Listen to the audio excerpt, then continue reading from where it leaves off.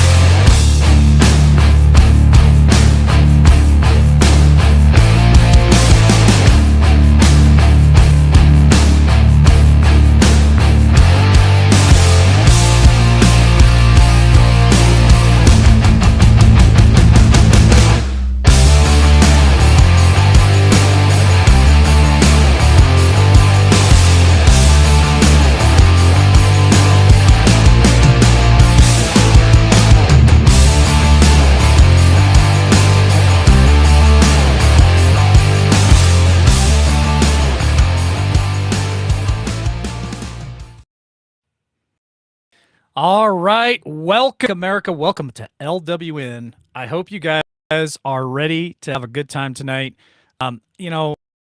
We have the most amazing listeners, amazing viewers, watchers, lurkers, trolls. Doesn't really matter what you title yourself,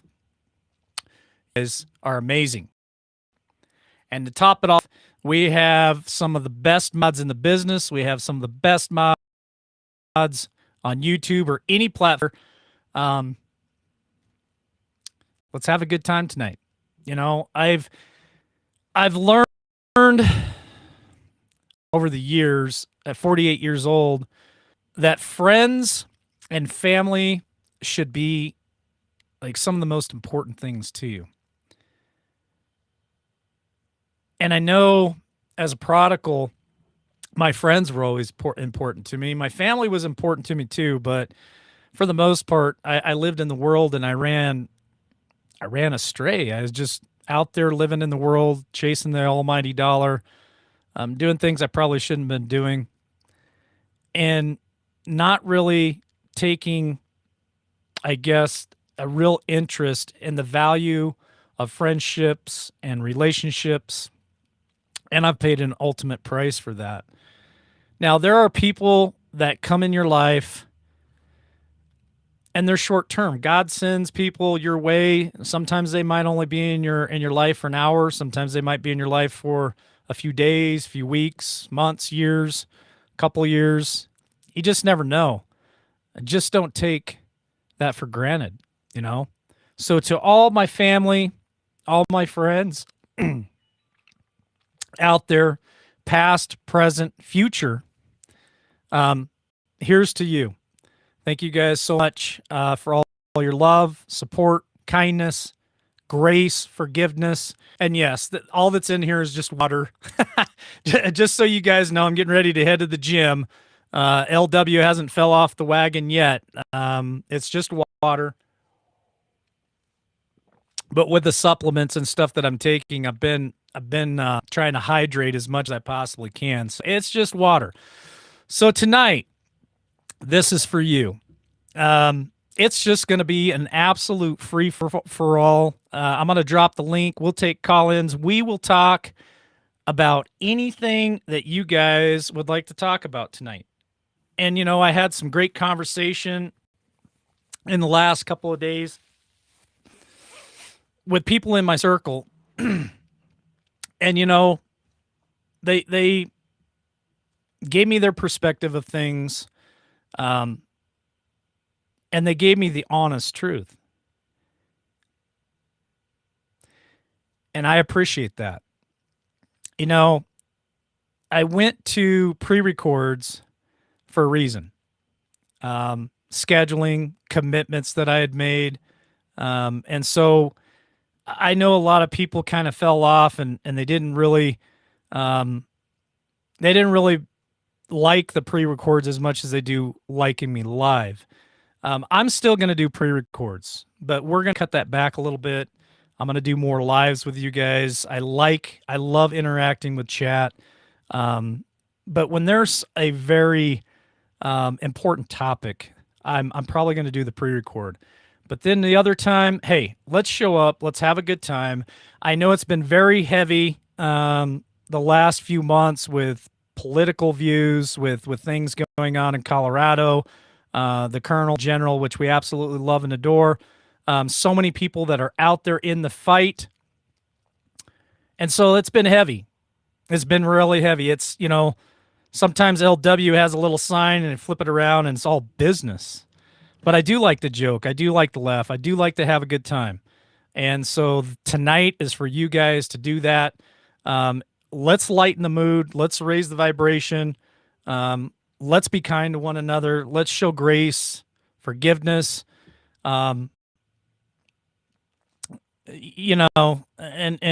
let's just enjoy ourselves tonight, because I think it's time for us to just kind of shrug it off a little bit, wipe it off a little bit. Let's enjoy this. So tonight is your night. Anything that you guys would like to cover, talk about, going down memory lane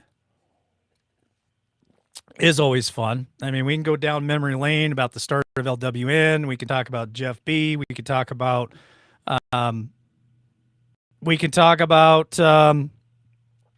cars. We can talk movies. Memory lane is just a great time. We do it a lot on devotions. And it's kind of fun. We can get off for a good hour just talking about food. I mean, and we've done it over the years. I mean, a lot of people have shown up to LWN, and sometimes we just, Tammy and I even would do just a wild night of just talking about, music. What's your favorite band? And we get to know each other a little bit when we do that. So tonight it's just a light mood. And we just want to have a good time tonight. We can talk about Trump tomorrow. We could talk about politics tomorrow, because it's not going away. It's always going to be there for us. And that's it. So let's see. Where do we want to start tonight? Georgia says, I love it when you just talk with us. Thank you for that, Georgia. I appreciate that. It's how we got our start, right? I remember, if we want to go down memory lane, I remember when I first decided that I was going to do this YouTube channel. I remember, maybe some of you don't know this about me. Maybe some of you have only joined us recently, but this was a calling for me. It is a calling for me. And I'm just sitting there, and I've told this story many times. November of 2020, because I know some people get confused in their minds on years that go by, and sometimes, years go by so fast, it does seem like it's a lot more than what it is. A lot of people say, well, LWN's been around for 3 years. LWN's been around for 4 years. LWN's been around for a long time. Actually, my 2-year anniversary was last year. How do I know that? Here's your receipt. It was November of 2020. That infamous night, I think it was around the 3rd of November, I sat there in front of my television watching an incredible thing happen. I'm seeing landslide numbers coming in from conservative state after conservative state. Of course, there was the swing states that everybody was paying attention to, right? Well, he's got to win Florida. He's got to win Georgia. He's got to win Michigan, right? The swing states. Well, like millions of you guys, I sat there in front of the television, and that person that initials are DJT was up like, I don't know, 4, 5, 600,000 votes in certain swing states, like, I don't know, maybe Pennsylvania. And so I'm sitting there thinking, here we go. We got 4 more years. This is a second term. It's a done deal. Like, stick a fork in it, baby. This is it. I mean, I was very confident. I still had some concerns, right? But when I went to bed, I was for sure in the thought process that the next morning I was going to wake up and it would be blast all over the internet, all over Fox News and Communist News Network and everywhere else that DJT is still president, right? And a lot of us still think he does. He's still my president, no matter what. But I woke up the next morning and that wasn't the truth. Now, that doesn't mean that what happened we disagree with. I just mean that when I woke up that morning, that's not what I saw on television. And then hours went by and then days went by and it got confusing and frustrated. And we were just all, to be frank, we were mad as hell, right? So I'm sitting there yelling at the television screen, probably like the trolls are yelling right now, hollering at me.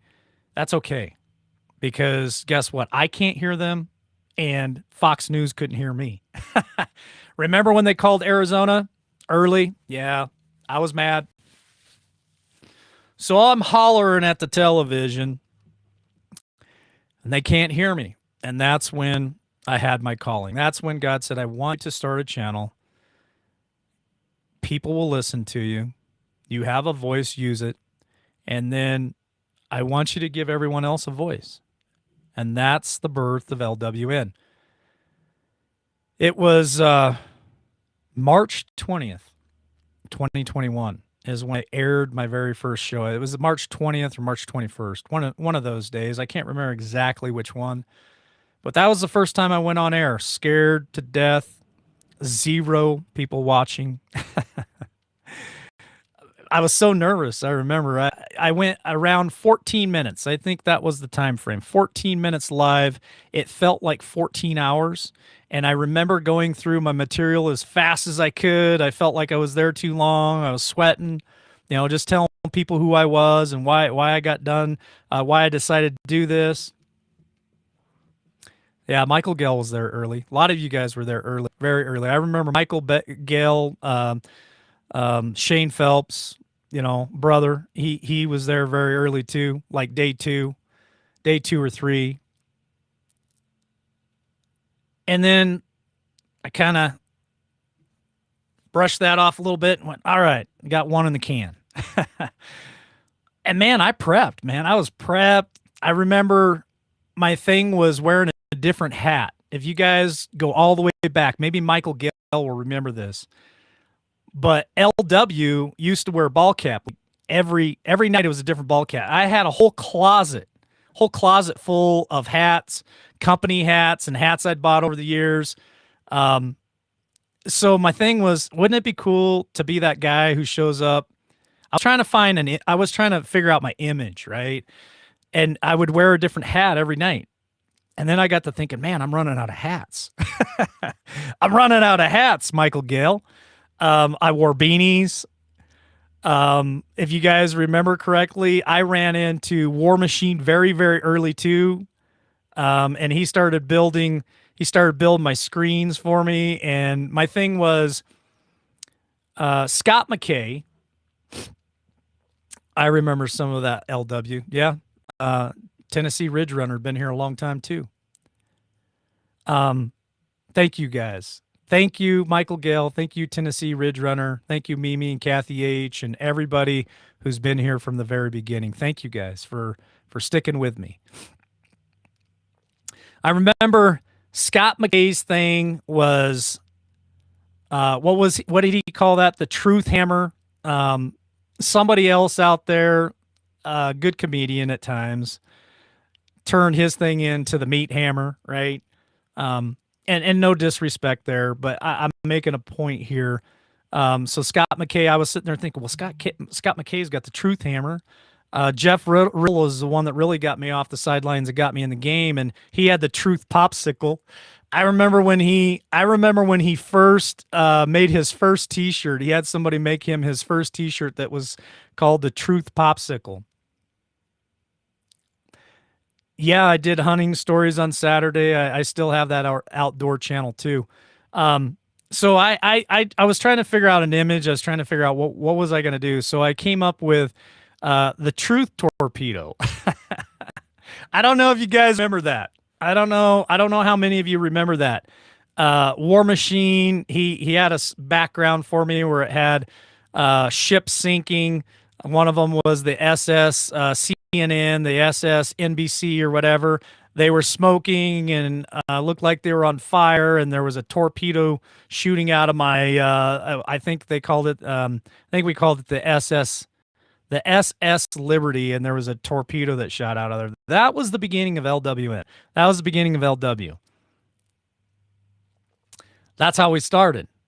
And Shane jumped on board. It was a wild ride, man. It was an amazing ride.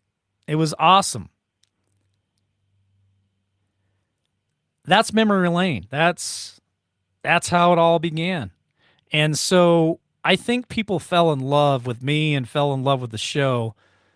Yeah, I had some really special guests on. I mean, Shane, great co-host. Jeff B, when he came in April of 2021, he blew the scene up. You know, he blew the scene up. And we've had some great guests ever since then. Even Scott McKay, Shane got Scott McKay to come on one time when I was up at the Riggins Rodeo in May. That was pretty cool. But I think even though we had all kinds of cool hosts and all kinds of cool guests and stuff, the biggest part of LWN was the fact that I did a call-in show.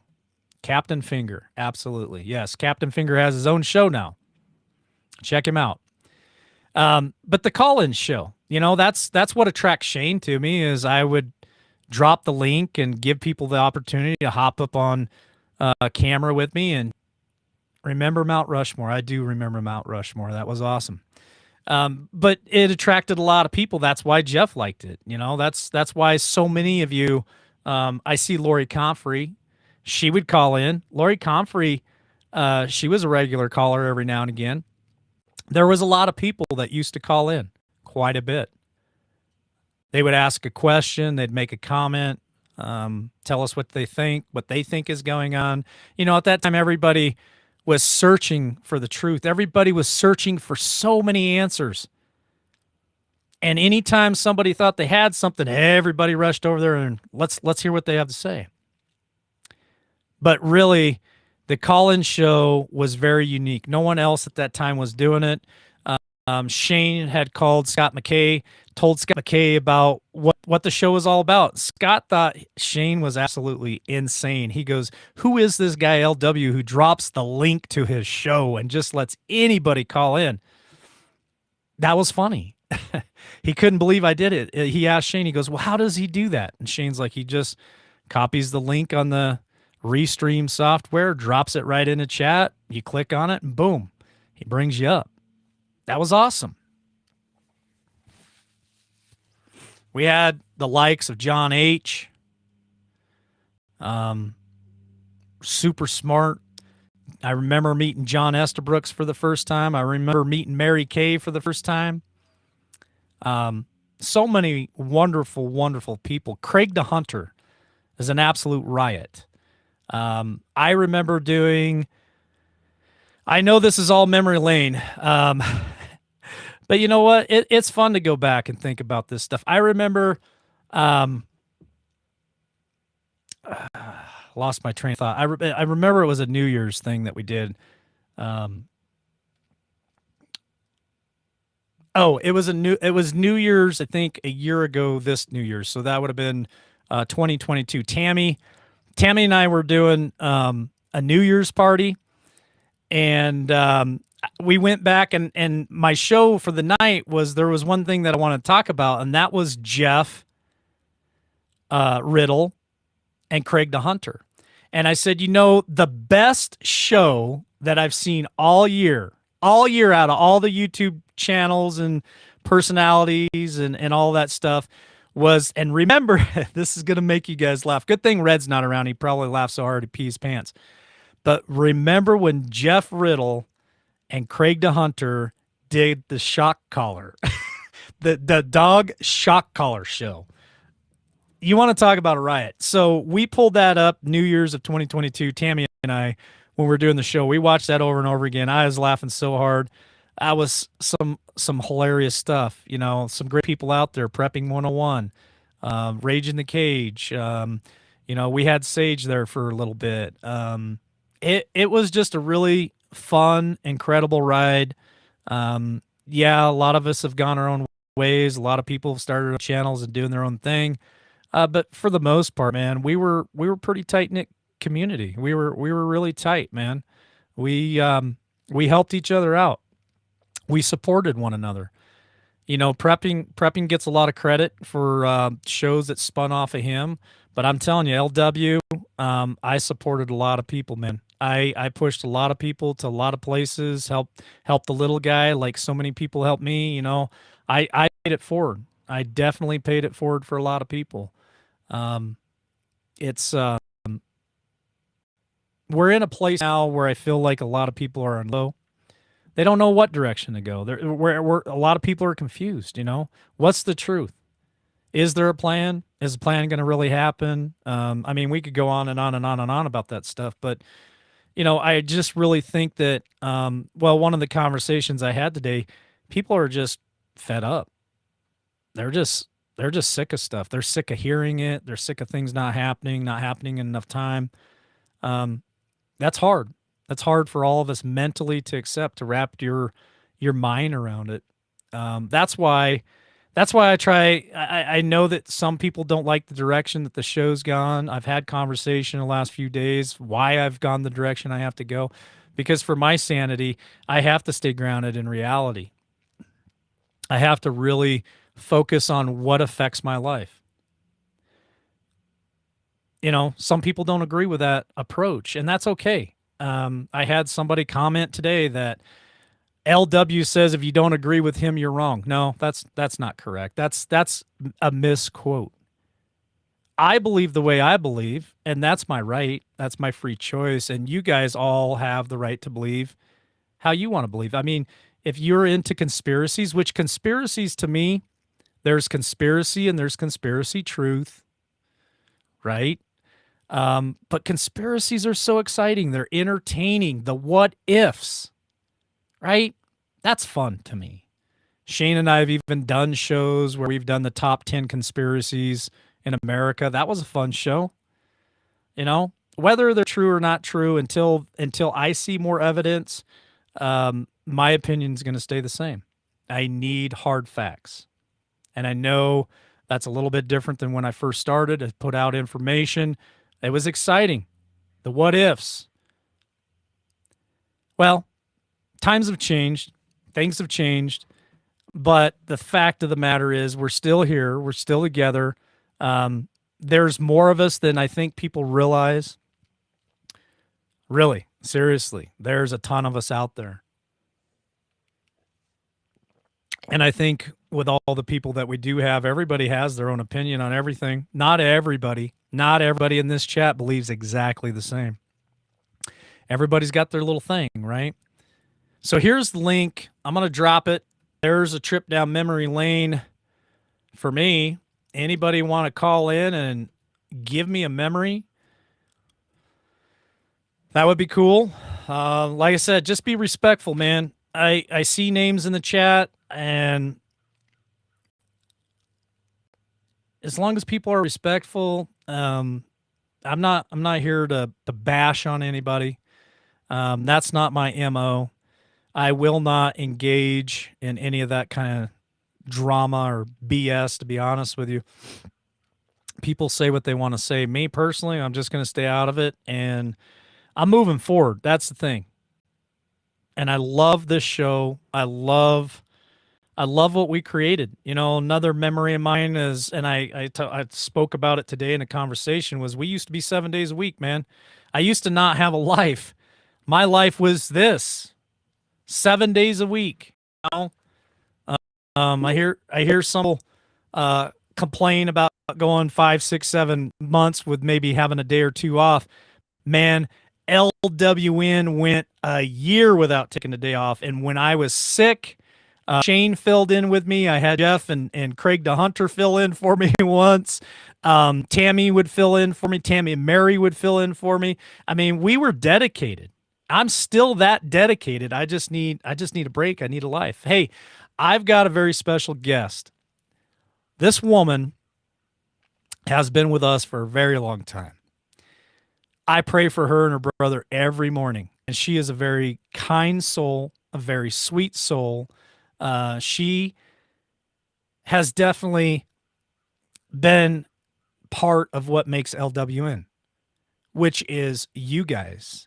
You know, Love Pug, Michael Gale, Carlene, Tennessee Ridge Runner, Chase. I see Patriot Girl.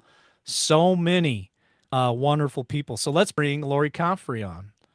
Let's make sure that the let's see if the system's going to work good tonight. How are you doing tonight, Lori? I'm I'm doing doing good. good. How are How are you? you? You know what? I just needed to lighten the mood because I'm just hardcore all Mr. Business and I want to show the side of me that's fun and I can laugh and joke and not be so serious. So a trip down memory lane is always a good start. Yeah, Yeah, that's that's true. true. So what is your very first memory of LWN? How did you find us? First of all, how did you find us? And what was your first memory? Well, Well, I just I just found found by by flipping the flipping the channel. channel. On On YouTube. YouTube. Am I Am I echoing? echoing? Here, I'll kill my mic and you can go ahead and talk. Put me Put on me on spot there, spot there, Mike. Mike. Um, Um, I just I remember just the phone remember the call phone call conversation that we conversation that had. we had. It It was was almost almost a a half half hour hour long, long, and and then that was a that was a great great time. time. And then also when we had Jeff B on, and I called in, that was funny because I told him that uh, that I wasn't going to bite him or something. I don't know. It was just funny.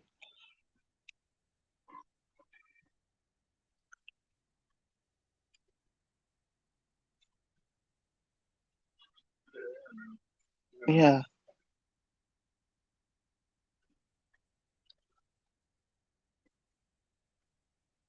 I think he's.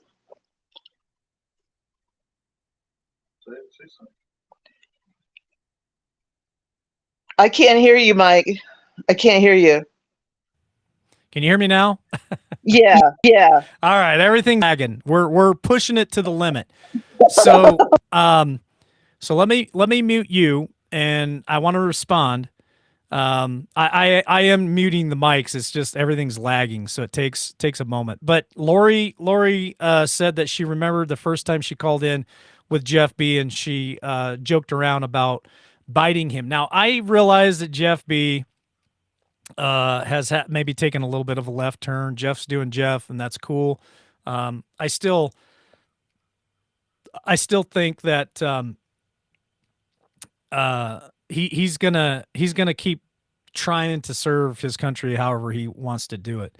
But he was pretty exciting there. A lot of people followed him for a long time, right, Lori? I know I did when you had him on. I'm hoping sometime you can have him on again.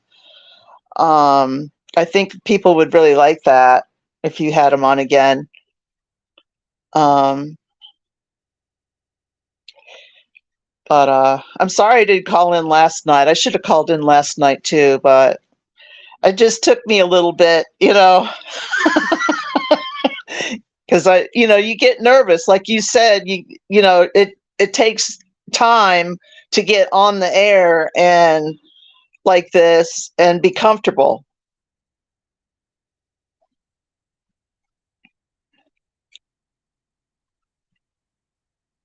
I'm still lagging. I apologize. The internet's still lagging.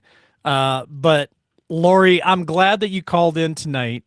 I know you wanted to call in last night, but you were concerned about using your phone. but I'm so grateful that you called in tonight.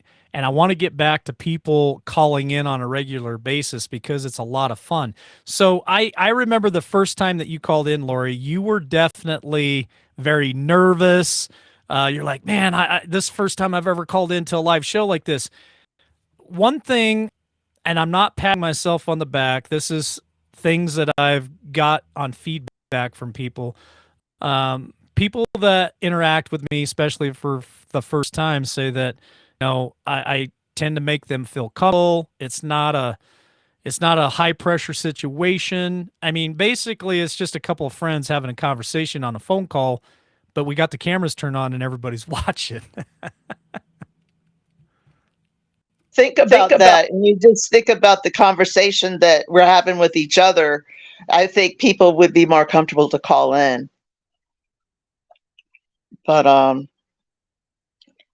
yeah, I just want to say that Trump is my president. I know we're not supposed to talk about politics tonight, but just Throw it out there. had to say that. I'm waiting for the rest of the people to get arrested now. So that must be brother Ron in the background, and I want to say hello to Ron. I pray for him too. So grateful that he is able to be there with you and help you through your surgery on your wrist and your physical therapy. So I know I've said hi to him a couple times on Facebook, but hello, Ron, and welcome to LWN. And so I'm so honored to finally get to meet you in person. Hey, Mike, I think you rock, and thank you for all your prayers. And I'm just I'm waiting for the man to come back and be our president. I mean, what more can I say? I just I thank God for people like you. You're out, and you're just you're one of the warriors, and some of the people that are out there trying to get the country back to where it's supposed to be. Absolutely. Thank you for the kind words, Ron, and really appreciate you being part of tonight's show. I can't say how much it makes me happy that Lori Comfrey called in because, like I said, she's called in many a times. I dropped the link for you guys. Anybody else wants to call in? I know last night it was about Trump and do you support Trump? I'm glad that Lori and Ron both made their statement live here, said, hey, we still support Trump. And I do too. I'm hoping for better things to come here soon. But Lori, I'm going to go ahead and give you a final word, and then we're going to roll on and see if we can get any more brave people to call in tonight. What's your final thought? Oh, Keep on doing what you're doing, Mike. Mike, just keep doing what you're doing. You're doing an excellent job. And it's not really a job. I know sometimes it might seem like it, but if it wasn't for you, I tell you, I would be going insane because I'm one of those people that are, almost fed up with what's going on, but I can see things are starting to happen because there was supposed to be an arrest, which there was, that has shocked the world. And then from there, I think it's going to start tumbling down now. I think we'll be hearing timber. So, but it was good. Sorry, Laura. Sorry, I muted you. But there you have it. Timber, right? So I'm gonna go ahead and I'm gonna let you go. I'm hoping somebody else is going to call in tonight because I see Power Girl. Hey, Power Girl. I saw Liberty Cowgirl too. So thank you, Ron. Thank you, Lori. Appreciate it. If you guys don't know it, Lori Comfrey is one of our great mods too. So she's been with us for a long time. She just started modding, I don't know, probably a year ago or close to it. But there you have it. So Lori Comfrey, she, hey, like I said, here you can believe whatever you want to believe. But the fact of the matter is, okay, as big of a skeptic that I am, and I got the nickname there for a while, I think it was Captain Skeptic, right? Hey, Remember, I'm staying in reality, but the fact is, they did predict that somebody would get arrested, and the person that was going to be arrested, it would shock the world. I mean, I guess that's undeniable, right? That's undeniable. Now, whether I believe any of the other stuff that comes along with it, that's all to be determined, right? What do they call that when I'm looking on an electrical print? If they don't have like a number or something, it's to be to be determined. So I guess that's for us to see. Is there going to be any more arrests? Is there going to be anything else going on? Is there going to be hashtag timber? You know, we talked about it for a long time. Timber. Here's some news. Liberty Cowgirl. I don't know if she's still in chat or not. I'm gonna wait. I don't want to spoil this one. If Liberty Cowgirl is in the chat, I'm gonna drop the link again. I'll give her the opportunity to hop up here and tell us some information that I saw coming down the pipeline a couple weeks ago, and it has to do with the Defense Secretary Austin. And I watched a lot of like Matt Gaetz, some Senate hearings and stuff like that.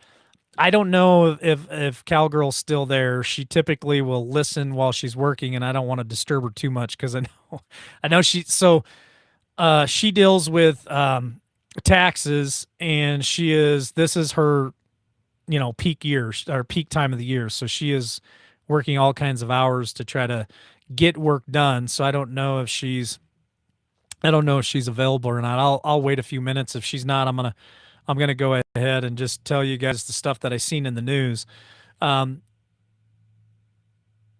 Mimi, yes, so true. The arrest that would shock the world, and it did. Yeah, absolutely. This is something that I was listening to some of the other influencers out there. This arrest affected more than just us here in America. And I know I wasn't going to get off on politics. I don't care. It's a free for all. We can talk about whatever you want to talk about. But the fact of the matter is Donald Trump impacted a lot of people, and what they said about that was how his foreign policy, and again, some people don't agree with his foreign policy, but his foreign policy when it come to, some of those difficult countries that America just kind of stuck their nose up at them. Donald Trump went in there, and I think he did a great job. And so this arrest impacted more than just America. More than just America. All right, we got Liberty Cowgirl. Let me bring her on here real quick. Liberty Cowgirl, welcome to the show. It is a free for all tonight, but I would like, if you wouldn't mind, I would like for you to tell everybody what's in the news, that this whole Trump ordeal is a distraction and people aren't paying attention. I'm going to go ahead and mute my mic and give you the floor. Well, hello, Warrior Nation. And yes, I'm listening in. And yes, I was in my business office, but I came running out to my studio just so I could call in. And of course, congratulate you, tell you how much I love this show. We all know my beginning came from being a caller, calling in, and I was so grateful. And my life changed that night, that one phone call. And I've been on a roll with the Peace and Unity train ever since then. So I'm indebted to you, indebted to Warrior Nation. Y'all have supported me since day one, and I intend on supporting you throughout this journey, wherever it lands us all, and hopefully that'll be in a good place. But specifically to your question, we had been speaking backstage about, what else could be going on. And so, as I always do, when I had a moment, I started looking into things, and this is very big. Now, it's already hit the airwaves. Not a lot of people are talking about it. We know that a Republican congressman from Florida said that he would write up impeachment papers for Secretary of Defense Austin and General Milley. Everyone has now seen what's been going on at the top with the Secretary of Defense and Milley. They've been allowed to get away with this for quite some time now. It even got into the realm where we talk about readiness. You spoke about it last night. This has damaged people in a permanent way. It's damaged our military and its readiness in a permanent way. These two gentlemen are derelict in their duties. They've been being called out by other colonels and generals for months and months and months. And now that it's out in the general public, out in the open forum, and we need to share every video that comes out exposing these gentlemen on every channel that it can be exposed on. They want to have some hearings. They need to pay attention to these impeachment papers that are forthcoming for these two gentlemen, so that our great veterans can be proud again of what they fought for, instead of being embarrassed by these two gentlemen at the highest levels of our military. Absolutely. Thank you for that, Power Girl. The fact of the matter is, the defense secretary and General Milley, who is the chief of staff, right, for the military, he's the highest ranking military officer. The only one above him, I believe, is the commander in chief, Trump. We had the biggest debacle in American history, the withdrawal from Afghanistan. Donald J. Trump had an exit strategy that would work. And I think a lot of other experts, including Colonel Gobb and General Holt, also said that there was a better exit strategy from Afghanistan. And I believe Colonel Gobb said that if I'm not mistaken, and I could be mistaken, but I could swear that Colonel Gobb had a play in that, had a part in writing part of that strategy from leaving Afghanistan. And you're absolutely right. Matt Gaetz completely destroyed Austin and Milley. Bitch slapped Milley all over the congressional floor, to be honest with you. Started talking about transgender ideology in the military. And of course, he didn't know anything what you're talking about. And then this gentleman from Florida, he got on there and he said, listen, I've got impeachment papers for you. The best thing for both of you to do, I believe they're going to not only try to impeach Austin, Cowgirl, but I believe they're going to try to maybe even court-martial Milley, and they should. And he said to them, the best thing that you can do right now, if you have any integrity left at all, is resign and step down.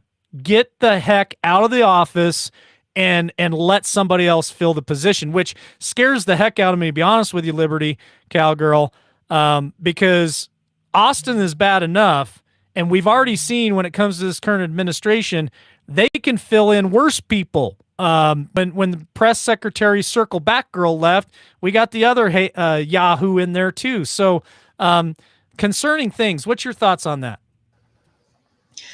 Well, they're all very concerning. They're all tied together. Everything leads back to China, China, China. The infiltration that all the colonels and all the generals have been talking about for quite some time. And Phyllis B. is right. It's not just Milley, it's the whole group of them. And it's called the military-industrial complex. And in fact, if we're talking rewinding an entire year when we all first came out with this, and we even suggested that there were cracks in our military, that wasn't a very popular stance at the time. And here we are, fast forward a year later, and we're finding out we have a divided military. And there has been a divided military in this country for quite some time, because as we see with all of our organizations in the country, there's infiltrators in every facet of every corner of every place that we do business in, including our military. So they have been for quite some time trying to shake these bad military people out. We've reported on several occasions the arrests of even some people leading up to Space Force, because we have so many people putting all their eggs in the basket of, oh, Space Force, Space Force, Space Force, they're going to save us all. Well, there were bad people in the Space Force too. The military has been infiltrated just like the rest of this country on every level. So we hope that a lot of those people have been shaken out. We know that there are ongoing operations that are in place with all this worldwide positioning, particularly in China. But we need to watch.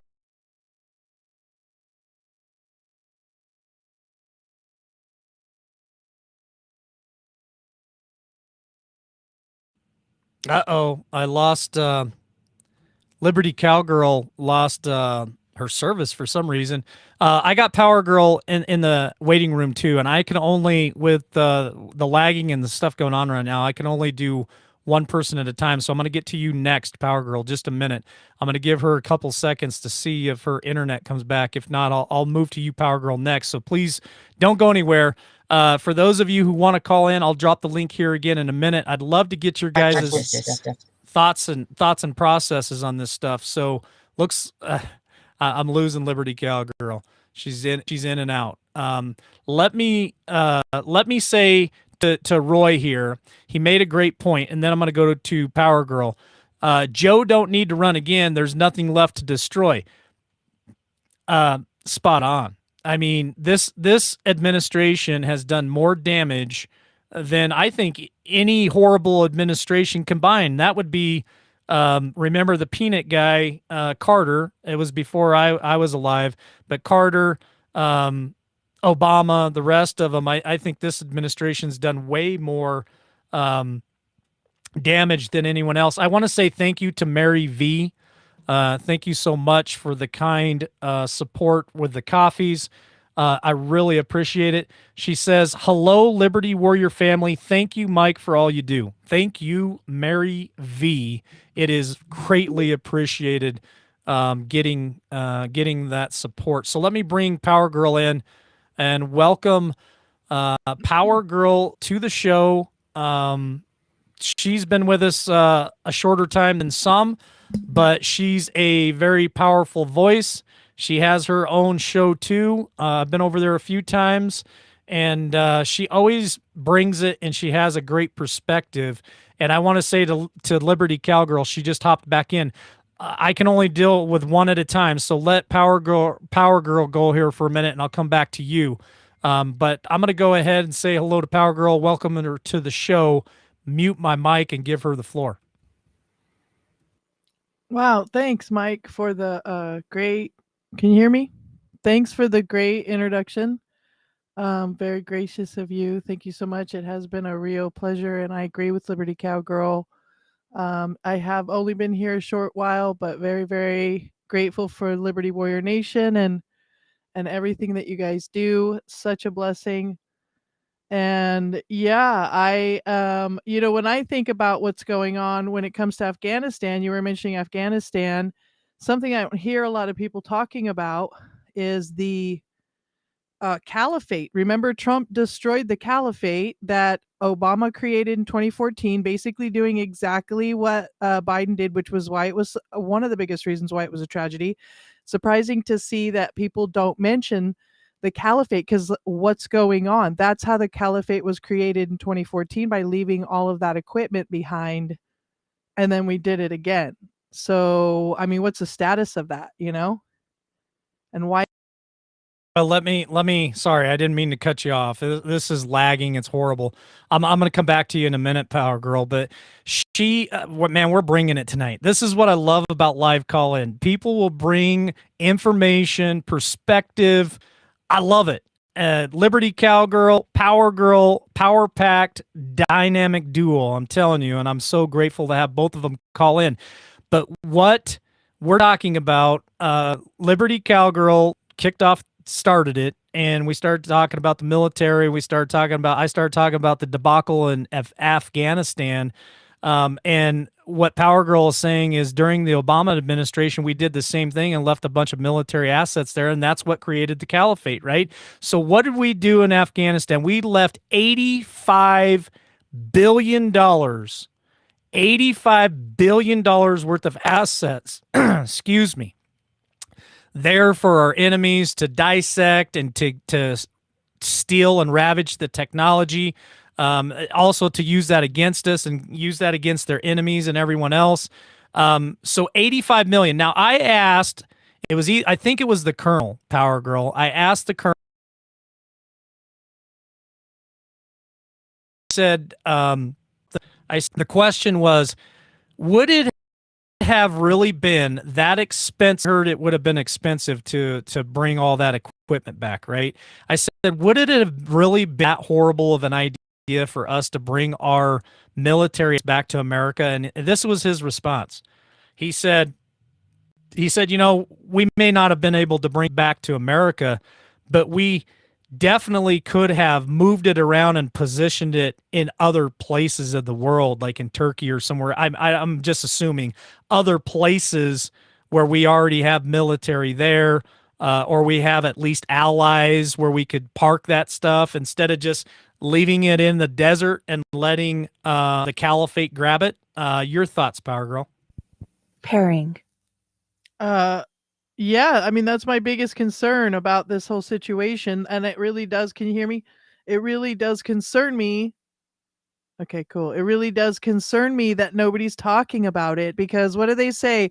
A decision made once, decision made twice, that or what do you call it? A mistake made once is a mistake made twice is a decision.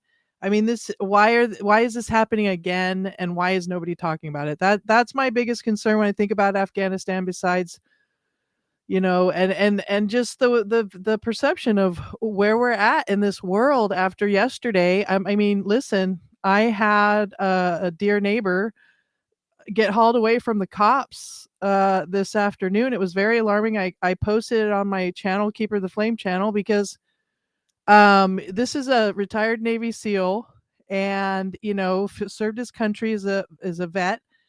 And what it looked like is they called it a citizen's arrest, but there were 3 police officers, including a K9 unit, and they hauled him away. And this is a guy who is a teacher at a local school, so he clearly, he's been vetted. We looked him up on whatever you call it, the Amber Law, to see if there was any kind of background. There was no background for him, and it seemed like they were taking the word of 2 very unsavory characters over his, I guess, that were tenants in his house. So it was very strange. I don't know what's going on. I'm going to find out about that. And the reason why I mention it is because the level of awareness was so heightened after yesterday. It feels like we are now, like Charlie Kirk said, we're in a police state. What happened yesterday was so groundbreaking, and the timing was so horrible, and it was just the worst time ever to break such horrible ground. Not a good thing to be doing with everything that's going on around the world. And sorry about cutting you off. I really am not meaning to do this. This lagging is driving me crazy. There's a pause, and I think you're done talking, so I'm gonna come back to you. But boy, what a point. Weaponizing law enforcement. Where have we heard that before? Before? How about that fateful January day where the current administration has weaponized the FBI? Power Girl, spot on. They have weaponized law enforcement to, in my opinion, go after political opponents. What do I mean by that? Political opponents, meaning the conservative movement, anybody who does not agree with the left. They're trying anything they can. Don't forget Connie from Arkansas, the Republican congressman or senator there that we did a story on, where he stood up and was one of the very first people to support Donald Trump, and they went after him for some type of misappropriation of funds. But it was an FBI agent that was dirty. The FBI agent actually wiped his laptop from a forensic audit, and they've weaponized the FBI to go into Mar-a-Lago. The weaponizing of law enforcement to go after political opponents, the other side, that's nothing short of communism. It's nothing short of fascism. To be honest with you, when they start talking about Donald Trump as a fascist and Donald Trump as a communist and all this nonsense, Power Girl, what they're talking about is they're talking about themselves.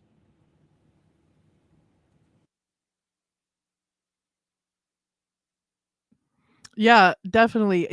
I saw a meme today. I think it was in on LinkedIn, and somebody was calling Trump the opposition leader. Let me tell you, in this country, we have candidates. We have presidential candidates. We don't have opposition leaders. Do you know who has opposition leaders? Dictatorships. You don't use that kind of vernacular unless you're in a dictatorship. Because the dictator has opposition. In this country, we have an election, a free and fair election, supposedly, with two equal candidates, usually Republican and Democrat. They're slowly changing the vernacular on us, and it's not a good thing. It's just not a good. The things they don't talk about, the way they talk about the things they do talk about, it's not looking good for us, guys.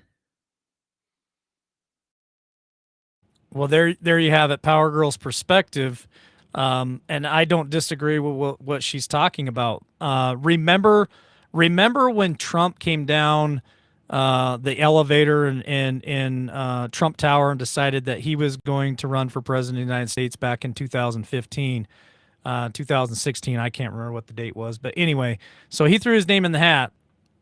And remember what lamestream media said. Remember what all the Democrats said. They all said, if this guy gets elected, he will be a dictator. That's what they said. They said that he would rule as a dictator. They said that, remember this, I'm going to come back to Power Girl because I think it's a great conversation. And anyone else that wants to call in, I've dropped the link. But remember, Power Girl, they said if Donald Trump becomes president of the United States, that we were going to go into World War III. Where are we at right now with the current administration? We are on the verge of World War III. My personal opinion, I believe that we are going to some way be attached to that, more attached to that conflict than we want to be. Liberty Cowgirl just told us, I think it was yesterday, that the current administration is getting ready to send Ukraine another $2.1 billion with a B, $2.1 billion to the Ukraine. Your thoughts, Power Girl? Wow. Yeah, I don't even know what to say at this point. It's getting, to me, we're there. I've been saying that we're there. It definitely feels like we're there in California. I know that Liberty Cowgirl is always saying that it feels like we're there in Colorado. The corruption is running rampant. And they're doing whatever they want. And it's the patterns are everywhere, and it does start to seem like it's deliberate. Don't forget what else was said about Trump's presidency. Fauci predicted that he would deal with a major pandemic, and that happened too. So what are the what are the odds at this point? It's getting to where too many circumstances. How many circumstances before it becomes mathematically improbable? So it does feel like controlled demolition.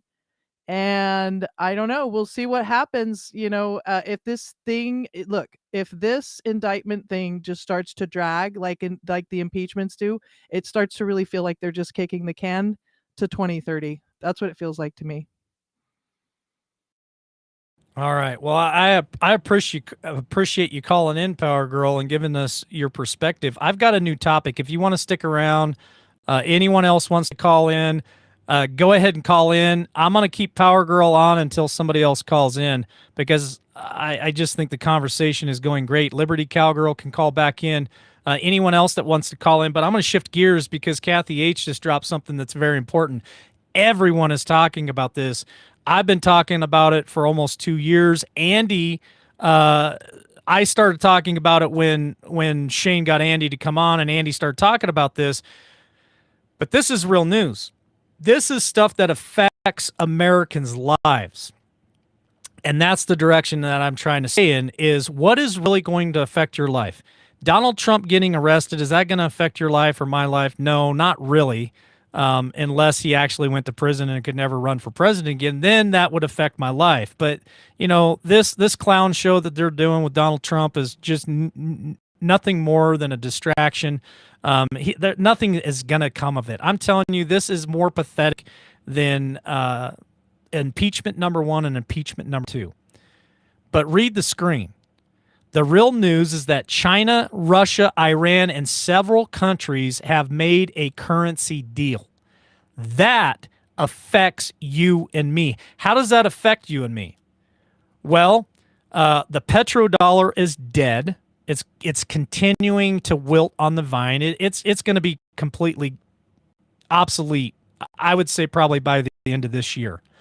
How important is the petrodollar to Americans? It's very important to Americans. It's very, very important to Americans. A lot of people, meaning other countries, have got our currency. When they no longer can use our currency to purchase anything around the world, where's that money going to come? That currency, the what do we call that? The reserve currency, which is the American dollar. It's going to come home. It's going to come back to us. That is going to cause hyperinflation. This currency that China, Russia, and the other countries are involved in, they're all monetary, they're all gold-backed and asset-backed currency. So meaning gold, petro, diamonds, precious rubies, whatever they have there in their country that is valuable, that's what's backing their currency. Now, there is hope here in America. There are states like Oklahoma, I think Utah's another one. There was 5 or 6 states that are already starting their own currencies, gold-backed currencies, gold-back. Call it whatever you want, rainbow currency. I don't care what the labels or the tags are, but I know for a fact here in the state of Idaho, the governor is trying to pass a bill, and I know that there are other states. I don't know. I may misspeak, but I know Idaho is one of them. Oregon, Washington, I think Nevada, Utah. Those states are actually trying to, listen to me, folks. If you want my help, go to lwnreloaded@gmail.com. I'm a broker for Miles Franklin, because listen to what I'm about to tell you, and then I'm going to go back to Power Girl. These states are passing bills, and I know this for a fact here in Idaho. They're trying to pass bills to allow the citizens of those states, can't make this stuff up, to pay their bills and stuff with precious metals. Now, you got to think for a second. Why would they be doing that? Red says Idaho, New Hampshire, Nevada, and the one in my wallet, can't remember the money made of gold. But why would they be passing bills to allow the citizens of their states to pay bills and purchase things with precious metals? I'm not making this stuff up. This isn't conspiracy theory. This is the real deal. And that's why I'm telling you guys, I've been trying to encourage you guys. Listen, get yourself some precious metals if you can afford it. I know people are on fixed incomes and there's things that they can't afford. I understand that. Do the best you can and prep with what you can. But for those of you who have retirements and other things and you can do it, I'm telling you, man, shift your money, because these states that are going to pass these bills isn't kind of writing on the wall. I'm going to go back to Power Girl. Go ahead. Yeah, Mike, I mean, again, like we mentioned before on the show, where Liberty Cowgirl and I were talking about this, we were all 3 talking about this. I can't tell you the peace of mind that I have. 2 years ago, I made the move, and it was nerve-wracking to do, so I definitely encourage to do it with Mike as somebody that you trust. It is a hard thing to do, especially to roll over your 401k. But I'm so glad that I did it. It has given me peace of mind. And I agree. Any smart governor is getting ahead of that curve, because the dollar is done. It's over. It's, again, we always talk about this. I just can't. I look forward to the day when we can stop qualifying it by saying that we sound like conspiracy theories. This really is these are facts. These are facts that are happening. And just because our lamestream media is not talking about it, and not giving us the truth of it. I mean, that's why, channels like Liberty Warrior Nation and Liberty Cowgirl Network and, Patriots with Grit and Amber May and, all of these shows that bring these hard hitting current events with these incredible, guests and just all of this great information you're not going to find anywhere else. That's why they're so valuable. And I know that everybody in the chat and everybody listening understands how valuable that is, because this information, I mean, they are really doing the American public a huge disservice by not letting them know what's happening right now. There's a lot of people that do not understand what's happening and are going to get completely blindsided by this. And I mean, we've already seen that happen here in California with the Silicon Valley Bank, and I mean, that's where I come from. That's my wheelhouse and my home territory. It's hard to watch, but at the same time, I've also said for decades now that the Silicon Valley and the .com was what ruined the Bay Area. It was a beautiful area. Never thought I would leave it in my whole life. I was so madly in love with it. But by the time I left, it had turned into something. I mean, you couldn't live in the Bay Area for look, 6 figures was poverty level. They reported that on the Chronicle. 6 figures was poverty level.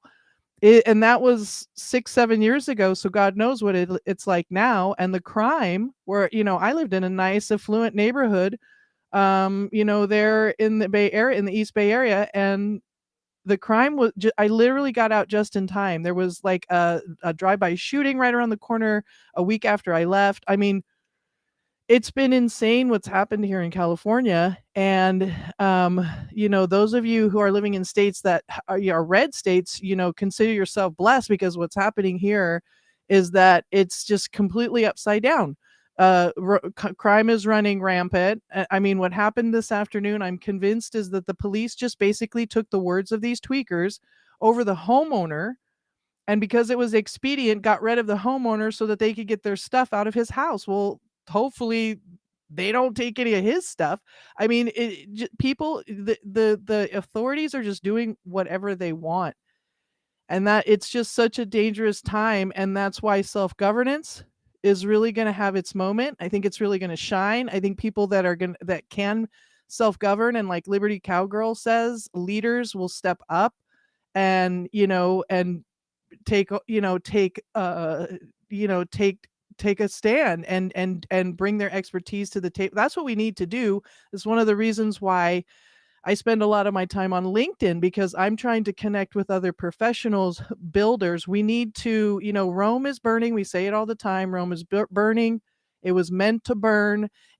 And like you said, the proactive governors are thinking about gold-backed currency, about tangible assets. We need to get back to that thinking, because our mind has been hijacked thinking that numbers on a screen that are not backed by anything.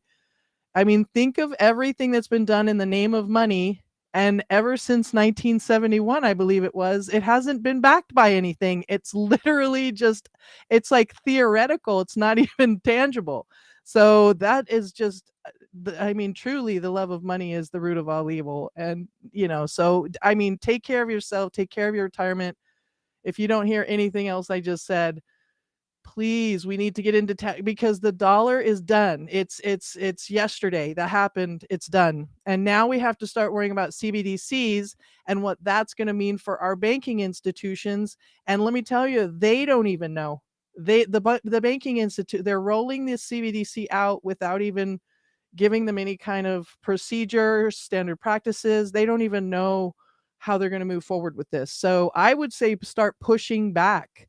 And be careful about what you agree to, and start asking questions. Ask your bank, are you going to CBDC, and do you understand the implications of that? And it's okay to make those phone calls and push back, because the more you do that, the more you're planting seeds in the minds of people that can maybe ask the right questions at the right time. So it's a very dangerous time to be alive, and the time of coming home, tuning out, and plugging into the boob tube, guys. Those days are numbered. I mean, those days are over. They're over. It's just a matter of whether or not you're going to be prepared when it comes, because it's so here. It's not even coming. It's so here. But you know what else is here? Also here, Brock Maddox just said that Wisconsin de jure government just voted Timothy Rantham in as their de jure governor. So that's exciting news. That's a step in the right direction. There are states that are assembling, and we do need to assemble under the Constitution. We need to get back to our roots. We need to get back to original Constitution. This democracy, this mob rule. We saw yesterday what mob rule gets us, what mob rule buys us. They can do whatever they want as long as their mob is louder and meaner and uglier. And they're just doing, because listen, there's statute of limitations issues with this indictment. There's so many legal issues. It doesn't have any standing, and yet somehow they're able to pull it off. Why? Because the justice system is completely off the rails. All right. Thank you for that, Power Girl. I got another caller in the waiting room, and he's called in before. I want to get to him, but she said some very important things, and I saw some of the comments there in chat.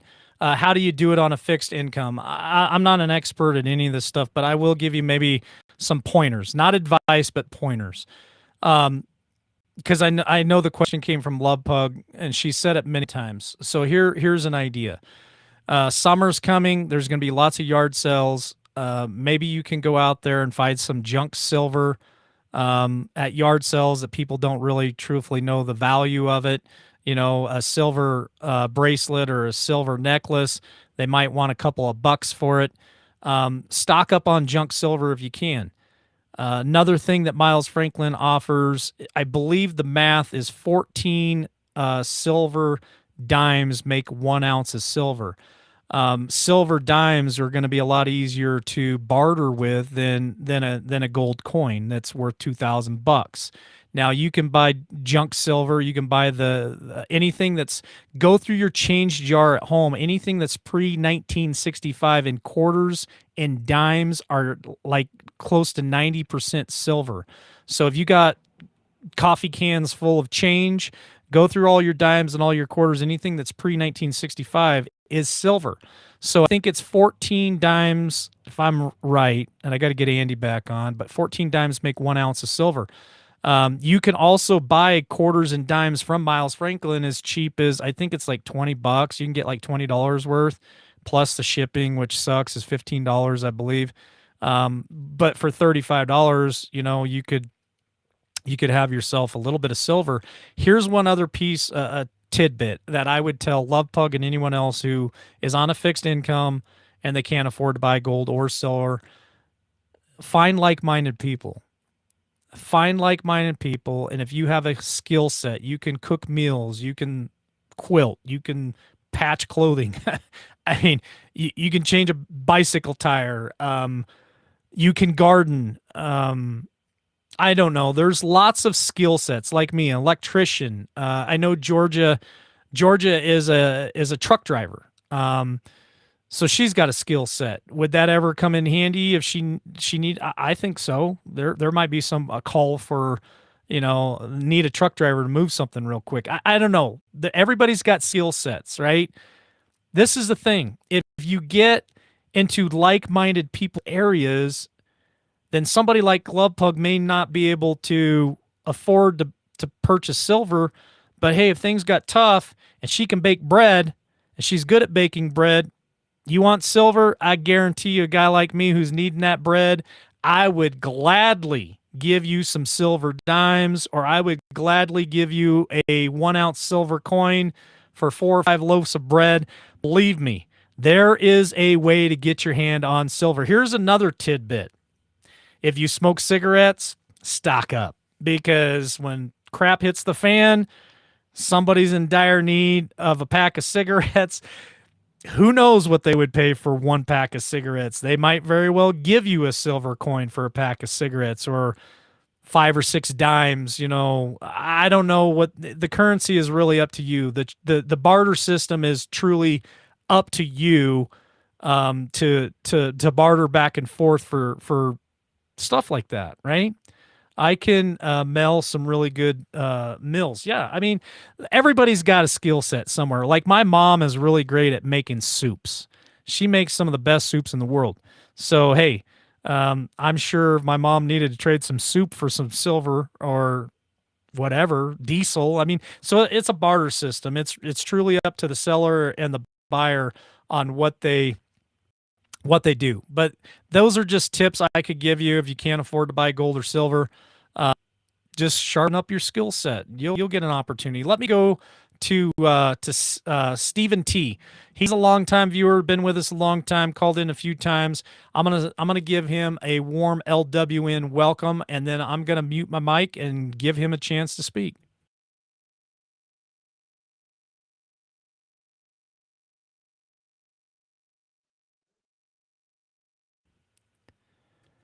We're live, Stephen T. If your mic works, go ahead. Go ahead, sir.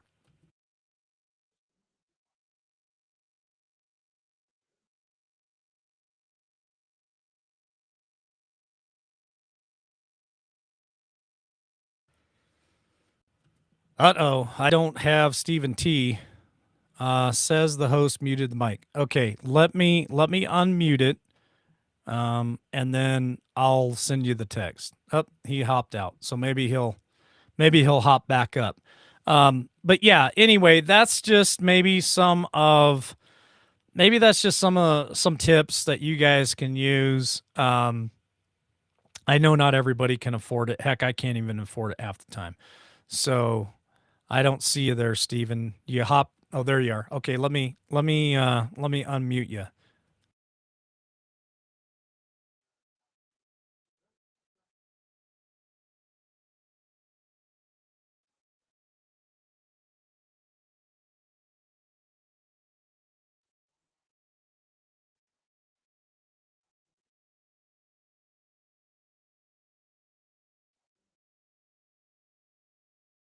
Is it just me that can't hear Stephen T, or can any of you guys hear Stephen T when I unmute his mic, because I can't hear him talk? I've heard everyone else, but I can't hear him.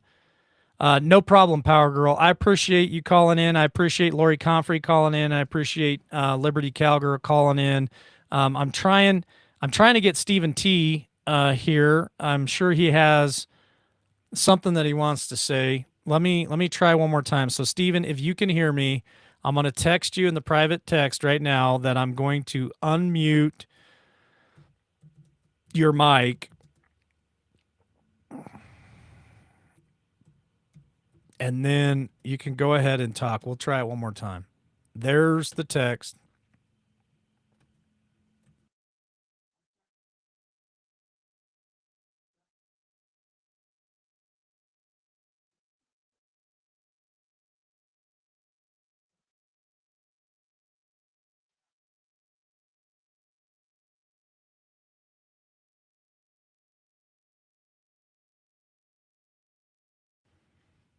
All right. I don't know. I don't know what the technical difficulty is. My mic shows good, but not getting response.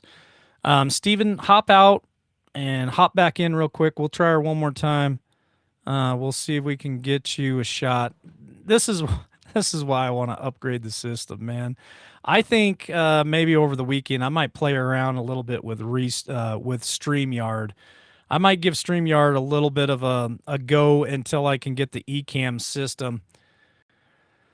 Sorry about that, Stephen T. I really appreciate you calling in. I don't know what the problem is. I'm gonna go try. I'm gonna go try to use StreamYard until I get to the. Let me drop the link again, Stephen. Try. Let me refresh. Oops, wrong one. Let me refresh the link. Oh, there he is. Now I heard him. So let me. Now we hear you, Stephen. Go ahead. Mic check. We all good? All right, cool. I wasn't hearing you. You don't have to mic me or mute yourself. I was coming in or calling in to talk to you. I don't really have much on my mind, especially after Power Girl. How do I sound smart after that? It's all good, Stephen. just say whatever you got on your mind, or if you want to maybe take us back down memory lane when the first time you found us, how you found us, or first memory of LWN. I have to mute my mic, or we got a horrible feedback and echo in the chat. So if you see me give you the thumbs up, that means I can hear you just fine. But I'll go ahead and mute myself, and the floor is yours, sir. All right. Yeah, you know, it was kind of strange when I first found you. I mean, it had to go back to right around the time you just started. It was, you know, I want to say I got my apartment at the end of 2020, early 2021. Everybody was trying to figure out what was going on, obviously. You know, everybody concerned, thought different things were going to happen. And the YouTube algorithms just kind of started putting up different shows. Prepping 101 was one of them. I watched him for a month or so. Jeff B was on there, and then your show popped up, and I, you know, followed the algorithm on that and just clicked on it and kind of related to everybody that was in here and enjoyed the community and all. So I stayed, and it's been quite a interesting couple of years, to say the least, obviously. But yeah, I mean, going back, you know, everybody calling in, you know, of course, that's a double-edged sword where, you know, some people, you get the really smart ones, and then you get ones that can't figure out how to get the microphones to work. And it is what it is, you know, growing pains, but it's fun to hear what other people have to say too. So I obviously was thinking if you were ever going to do that again, so I couldn't very well not call in after thinking you should do that.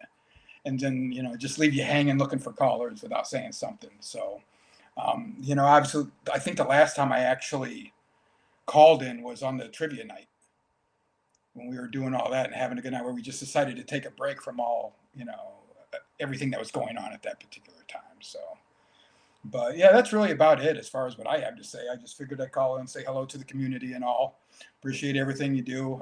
Like I said, the morning shows, Trinity, LWN Trinity, I try to catch that when I can, which is most nights, although I just kind of lurk in the shadows, say hello, and then listen as I'm doing my own thing. So, but no, yeah, it's nice to see that you're taking calls again. Quite a bit has changed, obviously, and I think we're still wondering what the hell's going on. Yeah, what the heck is going on is for sure.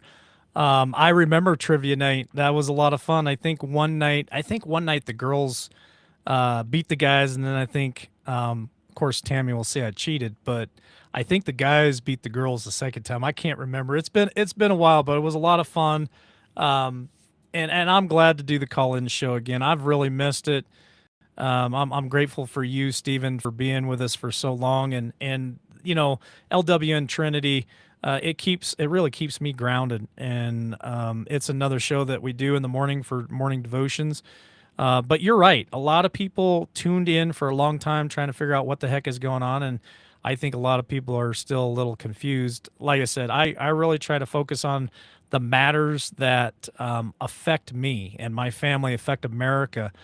Some of this stuff doesn't affect me, and so I just taking a little bit of a turn, going it alone, and you know, there's been some wonderful people along the way, and we've had some of the greatest callers. And you're right, it is a two-edged sword. Sometimes we get super smart people. Sometimes we get really smart people. Sometimes we get people who can't figure out how to turn a mic or a camera on. I remember the very first time Mary Kay called in, and I was telling her what to do, and she, her face was right up in the camera like this, as she was listening to me tell her how to do it. But she finally figured it. About the call-in show is it is intimidating the very first time you do it, but I promise you, if you keep at it, and yeah, we'll have some technical difficulties along the way, but if you keep at it, I promise you, you're going to end up figuring it out, and then you're going to have some of the best times you'll ever have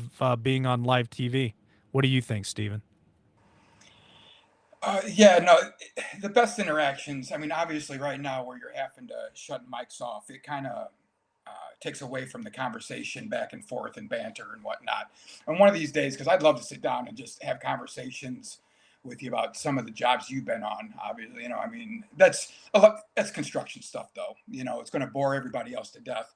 But I listen to some of your stories and just laugh, thinking, you know, I've been through that before. I get it. And you know, obviously, being in Illinois, I have a completely different perspective, which is one of the reasons why I'm not showing my face right now. Is you know, being under the circumstances with my job, you know, it's they'd hang me. You know, I mean, it's pretty bad around here right now. And one of these days, I hope things kind of turn around. People are starting to wake up a little bit.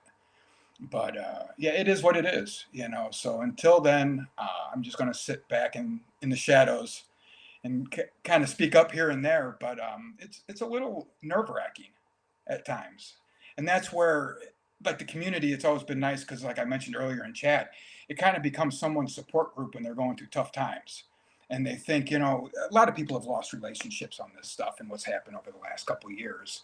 And it was nice to know that there was a community of people that understood and were in the, you know, many of them in the same situation, you know. So it is kind of nice. You know, I'm considering a change in careers and things like that.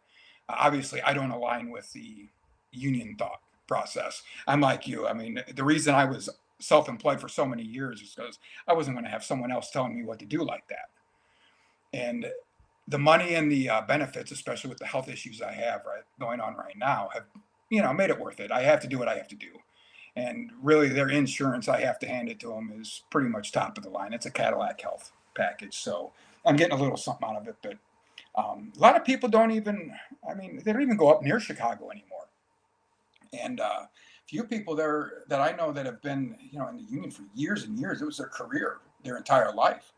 And they don't even like taking calls within the city limits anymore. So I've backed out south of there, and there's a lot of other issues going on. But again, that's for another time. I don't want to take up too much time on here tonight. But yeah, it's, you know, once you get going back up again, you get settled and everything's going, you know, opportunities and call-ins, I think, will start to pick back up for you, for sure. And get some of these, you know, viewers back and get people engaged again. I think that's the important part, is not just watching people have interviews with how they can get engaged, but being part of a conversation where they are engaged on how to get engaged in the community. It might be a little more helpful and, you know, put a little fire underneath some of their butts. Wow, thank you so much. Thank you so much for that perspective. You know, some people only, everybody looks at things a different way. And I appreciate a couple people reached out to me in the last couple of days, gave me their perspective of things. Stephen T's perspective of, you know, having the talk show again and not just having show after show of what to do to get engaged, but actually having people calling and helping them get maybe motivated to get engaged at their local level. That is just, that's priceless feedback, to be honest with you, Stephen, and I appreciate that. And I tell you what, brother, anytime, I want to break this up a little bit again, so it's not all politics and it's not all Mr. Business all the time. I tell you what, it would be a good show to do a call-in show for people who have worked in construction and let them go on for 3 or 4 or 5 minutes and tell a good construction story, because I'm telling you what, working in construction, you have some of the craziest stories. But that goes for any job, really. I mean, Cammy tells me Cammy tells me stories about the office all the time. She showed me a video one day of her coworker. They got a camera that looks right over the desk where they work, and the coworker come walking in and tripped and fell right into the desk. And she carried a really big purse, right? I thought it was the purse that tripped her, but it was her own feet that tripped her. Well, this office staff, they like to have fun and a good time. They always go back through every day and watch all the video. And if they catch something like that on video, they'll turn around and make a short out of it and put music to it and stuff. And then they share it out all over with all the employees there's like a group employee thing. And they share that video out to everybody and laugh their freaking tails off. What do you think of that, as Stephen T? Any line of work, you're going to have those office stories, so to speak. I do think construction is a little bit different than your standard job site. Um, I mean, for years it was a guys only thing. You know, it wasn't until, well, recently, really. I mean, you look at the last 10, 15 years where women were starting to get involved in construction. And because of that, it had its own, I don't know, atmosphere, we'll say. And it would be a good time. It'd be a lot of laughs, obviously, get some good stories going in there. You have the travel stories. I traveled a little bit, but not too much. A lot of my work, was local. Started off as a subcontractor, got a degree during the housing crash after '08 and all that stuff, and then just happened to fall into the union position as an electrician. And I've been doing that for about 10 years. If we were to talk electrician stuff, you'd probably talk circles around me. I'm not that great of an electrician. I get the job done. They have me from the neck down, is how we all.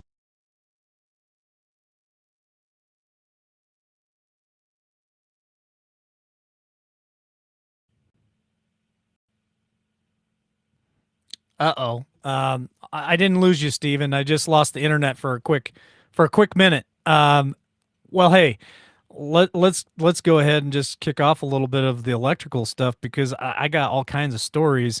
But the fact of the matter is, I spent most of my career as non-union, but I have worked for the union before. And the other day, I was scrolling through the old interweb there and found a union job here locally, and I got to thinking to myself, I'm 48 years old, and from the time I was 24 when I first started in the electrical field, I was super ambitious. I mean, I remember the first 2 months of working as an electrician. I fell in love with it, and I decided right then and there, one day I'm going to own my own business. I've owned several. I've ran many businesses. Yes, I have definitely. I've got a heck of a resume. But the thing is every story is unique, and regardless of what your background is, I would love to hear your stories because I got some stories I think that would rate up there with Red Step Stacker and some of his comedy because the craziest things happen on construction sites, and I've had very colorful career. I have definitely done so. I've done residential, track homes, multi-million dollar custom homes, service work in residential. I've done commercial, service commercial. I've ran commercial projects.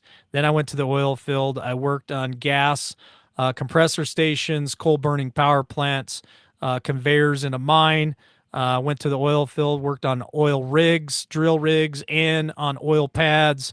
So I've got almost 3 decades of electrical experience under my belt. And, I wouldn't trade that for anything in the world. It's been very good to me. It's been a great career. I've learned a lot. I've got a lot of experience. I've met a lot of people. I've made a lot of money. So I'd love to hear some of your stories, Stephen. Now, well, a little bit of background, I guess. Similar to you, getting out of high school, I didn't know what to really do with myself. I tried a couple different jobs, but construction paid best, and especially for someone who didn't want to get a college education. And back then, I mean, let's face it, I went out and I was partying all the time. I was 19, 20. I was in a band, and construction was what paid well. If you didn't go to college and you didn't have that, degree or getting ready for something like that, that's kind of what you did in this area.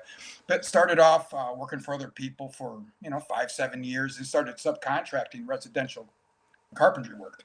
We did additions, got to the point, built some houses, things like that. Of course, excuse me, when the housing market went down, that's when I went back to college, got a degree in construction management. And coming out of that, I couldn't compete with the college kids. They're willing to work for 28 grand a year salary, things like that. I'm looking at, supposed to be making 45, and nobody wants to pay that at that time because the economy was still so, bad. And at that point, the employers still had all the power. There was quite a shift from employees to employers during that time where all of a sudden employers had all the power and they were treating employees pretty bad in the construction business. And, I started my own business because I didn't like how I was being talked to even before that. And I just saw how a lot of those people, most of it was all non-union. I wasn't a union worker. A short stint, but that's a different situation. It's like 3 months, but I wasn't an actual union employee until about 10 years ago. And that, I saw a completely different perspective on just not the working environment, but how they think. Because I went from residential to commercial, industrial, and things like that. A little bit of residential, but they were high rises downtown Chicago on the river, and things like that. So it was very different atmosphere than, working in someone's backyard or building someone's home for them in a new subdivision that's going up. And the mentality of it from being paid by the job, and excuse me, some of those were by the hour, but when I was a subcontractor, I got paid by the job. And I still took a lot of pride in what I did. I didn't hurry just because I was getting paid by the job. But when you got onto a union job, they were telling me to slow down. And when I went in, I was already 40 at that time. And I'm like, slow down, and I started hearing jokes, that they used to call, like back in the 80s, hide and seek for $1,000 a week, and it was like, that's the mentality. I don't even understand. And it was so different. And I mean, for what they're doing, I suppose, okay, it's your environment. I'm coming into it. When in Rome, as they say. So I wasn't going to sit there and rock the boat any more than I already did, because I already made enough, problems for myself going through my apprenticeship at the age that I was, because I wasn't going to put up with their BS. No way. I'd been around. They wanted to treat me like I was 19 and 20 all over again. And that just wasn't the case. But, going back to when we were subcontracting, I mean, I think that was the best part of my career. And I remember specifically taking our crew, and there was like a group of us. One was a roofer, one was a sider, or siding and gutter fascia, and then I was a framer. But we all decided to group up together, and we took a working vacation up to Minnesota, where a hailstorm had hit. So we took a working vacation to go fishing, and it made an interesting turn through the week. It was 7 guys in a campground. We were supposed to have these nice setups. It ended up being a campground, no showers, just things. It became a mess, and we were there for a week. So by the end, half of the people just couldn't handle that, and the other half are going, well, deal with it and figure out a way. Go to the truck stop, take a shower if you need to, find something. I don't care. Go wash yourself up, but quit bitching. So we got done with that and stopped at the Dells on the way back into Illinois and all, and had a good time. And like I said, those are what I don't go to the bar much anymore, but yeah, bar stories, you know how they are. So. Oh, Steven, man, you're bringing up some memories. So I was part of the union. I was part of the union when I was really young. I started when I was 24.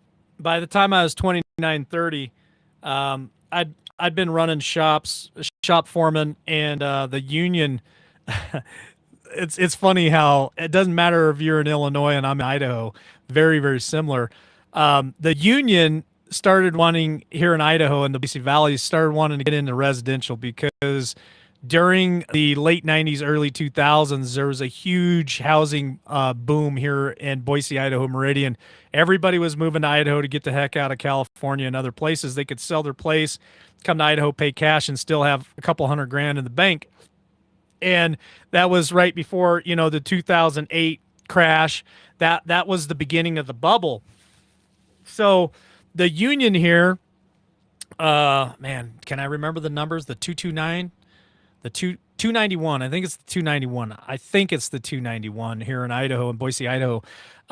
They wanted to get in the housing market, commercial. So if people don't know construction, usually housing will go up and sometimes commercial or industrial goes down, and then it kind of goes back and forth. And sometimes it's the same sometimes. Anyway, the union wanted to get into it, and they had their union boys out there houses, and they were watching us, and we would come in non-residential. We would take a 2,000 square foot house and knock it out in 8-10 hours, right?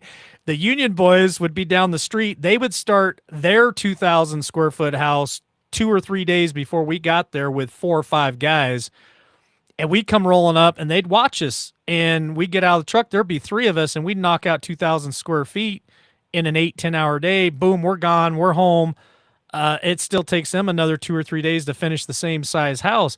Well, they start walking down there because they couldn't believe what was going on. They walked down there and like, how did these guys, are these guys on meth? I mean, how did they get the job done so quick? It's work ethic, right? When you say hide and seek for $1,000 a week, that is exactly the thing that went here in Idaho, North Dakota, everywhere I've ever been.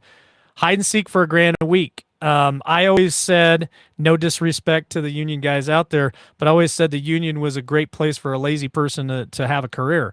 Because the same thing happened to me. I'm 30 years old. I'm running a union crew at that time, residential up on a ski resort hill, Tamarack Ski Resort over by McCall. And the commercial boys were doing a apartment complex and a parking garage, and they fell behind schedule and they needed some help. So my GF called me up and said, hey, can you bring your crew over? We need some help tonight. No problem. Grabbed the crew, went over there. They grabbed me, told me what needed to be done. I lined all my guys out and said, let's get her done. I'm not kidding you, dude. I had the same thing happen to me. I had 2 guys come over to me and say, dude, slow down. You're making us look bad. And I'm like, slow down? What do you mean? We're just working. Like I'm 30 years old. I got some young bucks working for me, but it wasn't like we were like killing it. We were just working. We were staying steady. We made a plan, worked the plan. I'm real big on making a plan, working the plan. That's how you're efficient. So that's how I did it. They told me what needed to be done. I worked the plan out in my head. I laid my guys out in the plan. We worked the plan. Slow down. You're making us look bad. The union has some great benefits. Great benefits. Pays pretty competitive. Sometimes it's better. Sometimes it's not. But the benefits, when I was part of the union, you could not beat the pension. You could not beat the health, dental, vision, hands down, best insurance I've ever had in my life. For those people out there that have kids and grandkids that are getting ready to graduate high school, I'm telling you, tradesmen, there is a huge gap in tradesmen right now. The baby boomers are retiring and retired. There's a massive gap where my generation and the baby boomers, those guys are all gone. There's nobody, there's a huge gap there. Your kids and grandkids right now, they're in high school, could go from high school right into trade school. If they decide to go the industrial route, like I did late in my career, you can go out there and do an industrial job as an electrician and make an easy $100,000 a year. Now, I had a company that was looking at me, wanted me to go to electrical engineering. And I really I hated the blueprints because they'd put switches behind doors and all kinds of really dumb things, right? So I thought about getting into electrical engineer. I had the credits in college. To go to electrical engineering, but I started looking at the paychecks, and at that time, $40,000 a year for an electrical engineer wasn't nearly what I could make on my tools at $65,000 a year working my tools. So I decided to stay on my tools because I make more money. It was the same thing. They approached me early in my career to become a state inspector because they knew I had people calling me all over the state asking me codes, asking me how to do this. I met a lot of friends in the union and a lot of friends non-union. Anytime there was a question how to do something, they always called me or my brother. And so the inspectors knew that, and they wanted me to take a job for the state. Well, the state was paying, I don't know, it was like $21 or $22 an hour, and I was making 28 or 30. And I told them the same thing. I'm like, well, I'm young. My back's still good. I'm making a whole lot more money on my tools than going and getting a gravy job like an inspector. But boy, I'd probably take a job like that now if it paid well and the benefits. But, that's just a little bit of my career and the things that I was part of as far as the union. And the politics was the worst thing for me in the union. Slow down, vote Democrat. It was just too much control for me. What do you think there, Stephen? Well, when it comes to control, I mean, I have issues because it's one of those things where I have mixed thoughts on this and mixed feelings. Like you said, the benefits can't be beat. I mean, the benefit package, and we never even see that taken off the front of our check. And if you look at the going rate, the prevailing wage for Chicago, in the electricians union, and that's construction for most part, whatever trade you pick. It's anywhere from around $40 to $50 an hour. That's the front of the check. And then there's another 50 that you're paid on the back side of your check that you never see anything taken out of. And that takes care of your pension and everything else, your benefits. The benefits, if you want to continue these and something happens where you're not being able to be paid in, it's like $1,500 a month for that, for one person, for that benefit, that health package that includes dental, vision, and everything. And that's if you go to, I think they call it Cobra. But the problem I have is, especially in a town like Chicago, they want to pick and choose, and the workers, like they're not the nicest people up there in that area. They're not helpful. They call it a brotherhood, and I'm not sure. There's two sides to that. Yeah, it's supposed to be a brotherhood. Sorry, I muted you because I wanted to talk on that for a minute. It's not a brotherhood; it's a clique. That was the other part of the union that I had such a hard problem with. Unless you were kissing somebody's tail, they would pick their friends. That's the bad thing about union. But again, there's pros and cons to union. There's a lot of good things and a lot of bad things. Same with non-union too.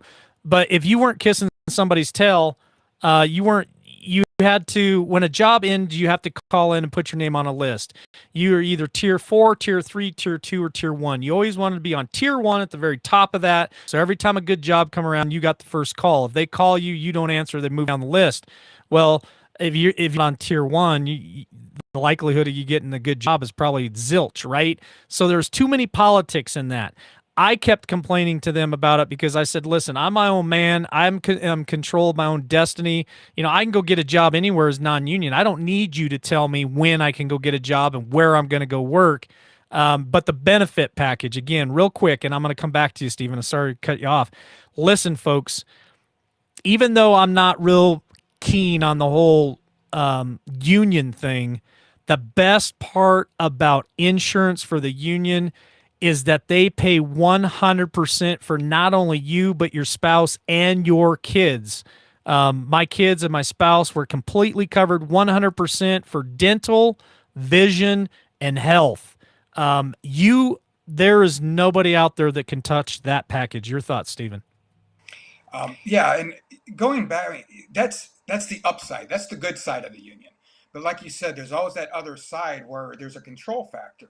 And what I've noticed is that they want to control the workplace and the workforce. It's all got to be union. Anybody that's non-union needs to be shut down. But then they want to pick who gets into their union and hand pick and cherry pick this stuff. And it's gotten better because, say, they always asked me when I was getting in like 10 years ago, they're like, well, how come you didn't get in sooner? And it's like what you said, because I didn't know the right people. Because back in the 80s, you couldn't get into the electricians union in Chicago unless you knew somebody. There was just no way it was going to happen. And, of course, now I'm older. And like you said, they call them different books instead of tiers. But yes, it's very similar where, say, Chicago's my home local. Well, I've moved away from that, and I don't want to be near this anymore. I'm actually looking to maybe get down. Not that I would want to take a union job in Tennessee if they even have any action going on down there. But again, if I try to go to a different local where I'm not living or I move out of Chicago, then I have to go sign that local's books, not my home local. So you go there and you're put on what's called a traveler's list. Well, depending on which area you're in, you go through and you can get a decent job and you can get a call, but you're not allowed, according to the electricians union rules, you're not allowed to do more than one job with that company unless you're in their home local. Now, to change locals, you have to get 2,000 hours in a year and then be voted in. Well, if you can't do more than one job in a row with a contractor, how are you ever going to get 2,000 hours in a year? It's not going to happen, really. So it's incredibly difficult. It's almost like, they got their hooks in you and now you're in, you're hooked in jail if you want to stick with that. They say, yeah, you can go anywhere. Yeah, but you can't continue to work like that anywhere. That's the problem where, I'd love to be able to switch. And maybe it was that particular local because I was looking to get out of Chicago and go out toward like Joliet is where I was getting a lot of my work. I'd go sign the books in Indiana, just on the other side because I'm close to the border. But it is one of those where it's very controlling. if you do find a company you work for, you can only keep working for them according to the rules if you're in that home local. And that makes it difficult to basically get up and move and stay within the union unless you know somebody that can get you through that process. If you know someone who can get you through that and kind of bypass that, then that's great. But if not, then again, you're stuck in a situation where what do? You're supposed to just stay wherever you got into the local in the first place. Because, I mean, how many times has life changed, to where you have to make a move somehow? I just don't see like everybody can't stay in one spot their whole life. Life throws curveballs at you. We all know that. Or something like what happened in Chicago, where nobody wanted to go up in Chicago over the last, say, 2 to 3 years. I mean, they were sending out, they actually took away some of the benefits, and they sent out letters to move the books along faster because nobody was taking calls that were in the city because they didn't want to have to deal with the vaccine mandates. At one point, when I had my first surgery, to get back to work and to drive up into the city, you were supposed to get special paperwork that allowed you to drive in the city limits. And it got that ridiculous. And I was shaking my head. This was obviously, say April, May of 2020 that this was happening. But I'm kind of shaking my head at this point. Like I'm further south where I was on this weird border a few counties down where most people were saying, I'm not wearing a mask anywhere. There was a lot, but there was also a lot that were saying, nah, I'm not being part of this. And then when the vaccine mandates, like up until even when I was looking at a few jobs, say 6 to 8 months ago, they were still requiring vaccine status to get a job in a hospital. So a lot of the jobs that I wanted to be able to take, I couldn't do because of that. And now with, the health issues I'm having, I've been on a disability now for a year. So I'm looking at either I'm going to have to get into a trade school as a teacher of some kind, which concerns me being up there because I've heard some of the stories about, teachers getting called racist and just the whole nonsense that is going on. It's graduating from the schools into the trade schools and the colleges. And I saw it a little bit back when I was getting my degree. I graduated in 2010, and I was noticing it then. And people were wondering why I had the opinion of colleges that I had, because they're like, dude, you're at a college, you're 35 going to college, you should be living it up. Not with what I saw. It was scary. And it's kind of come to fruition. If you look at how things are now, it all makes sense. But yeah, it's a double-edged sword with, again, I'm using that term with the union because, yeah, great benefits, but there's an awful lot of control. And if you're not willing to submit to that control and that's where you're going to be for the rest of your life, it's going to be hard to move forward if you don't get in and play the politics. Back to you. Absolutely, Stephen. I'm going to wrap this thing up here, but I'm going to give you a final thought. Here's something that I don't think all electricians got to experience like I did early in my career. I actually started rope manufactured homes in 1996. I did that for 2 years. Absolutely loved it. I was really good at my job. I made decent money, anywhere from 13 to like 16 or 17 bucks an hour, roping manufactured homes. That's how I learned the technique of speed. Because there you're pumping out, 6, 7, 8 floors a day. So you had to get quick at it. Everybody had a part to play, right? So I started that in 1996. Fast forward to 1998 is when I entered into the legitimate electrical trade and started in trade school, started working. But when my very first company that I worked for, again, I'm going to give you final thoughts, Stephen, but I'd like to hear your thoughts on this. I started working not for an hourly wage, but I was getting paid, and this was a sham from the word go, because what was going on was the journeyman that I was working for was he was doing some really hanky panky stuff with the company and paychecks and stuff. He was a complete scam artist, but when I told the company that I was leaving, when I gave them my 2-week notice and took another job and I told them what was going on, boy, they were furious. But I started off making 40 cents a square foot roping houses. What he did was he paid himself 80 cents a square foot, paid me and the other apprentice 40 cents a square foot, and then he was a great salesman and he could sell all kinds of extras like extra cans, extra ceiling fans, extra phones and TVs and outlets and all this stuff, and then he'd ding them for all those. What he would do is take the total cost of all the extras, he'd cut it in half, and the company would get half, and then he'd take that other 50% and he'd take 50% of that and cut the other 50%, 25% between me and my apprentice friend. And that's how I made extra money.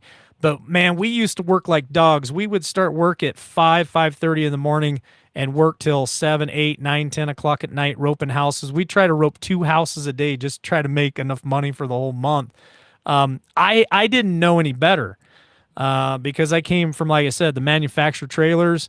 I'd never worked a legitimate, electrical job before. I just thought that that's the way it was. He started kind of screwing us around, making us work days for free. Well, we have to go back and fix something. You got to work for free. So I started kind of getting tired of it. And then that's when I started looking for another job, found another job that was going to pay me back in 98. It was like, I don't know, it was $7 or $7.50, maybe $8 an hour as a first-year apprentice. So I jumped on it, went to the Christmas party, told them I was quitting. And when they asked, well, can we ask you why you're quitting? And I told them, boy, the 2 owners, I don't know what happened to that journeyman, but I'm sure it wasn't good because they go, we don't pay square footage price. We pay apprentices by the hour. We pay $6.50 an hour. And I said, well, I wasn't getting $6.50 an hour. I was getting 40 cents a square foot. But on the really, really, really, really good days, if you did the math, I was making like $18 an hour, 15, 16, $18 an hour. But on the really bad days, I was only making like maybe $2 or $3 an hour. If you equaled it all out, it wasn't good. But that was my very first experience working as a first-year apprentice, was making 40 cents a square foot roping houses. Your turn, Stephen T. Your final thought, and then I'm going to wrap this up. All right. I've seen apprentices and people new to the business get taken a few different ways that way.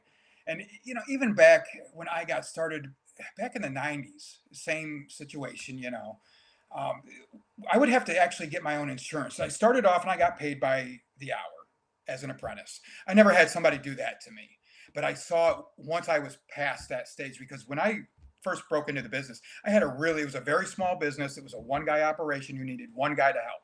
And I happened to be that kid. And he was a really good guy. So he taught me a lot, and he was a good guy about it. But once I got out from underneath that umbrella and I started to see the world for what it was, I saw some really dirty things in the construction world. And it was like, being that we got paid by the job, we had to have our own insurance. So we had to get, and that stopped, like the 1099 stopped them from being liable if we got hurt on the job, because then we were subcontractors. We weren't employees. And that's how they worked their way around that.